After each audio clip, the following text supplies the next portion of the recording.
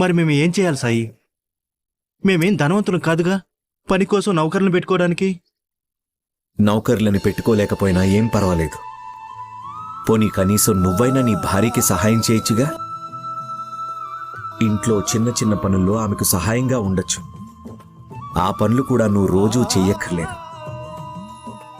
నువ్వు ఎప్పుడు ఇంటి దగ్గర ఉంటావో, తీరికగా ఉంటావో అప్పుడే చెయ్యి. భార్యకి సహాయం చేయడానికి, ఆమెకు చేదోడుగా ఉండడానికి ఎన్నో దారులున్నాయి.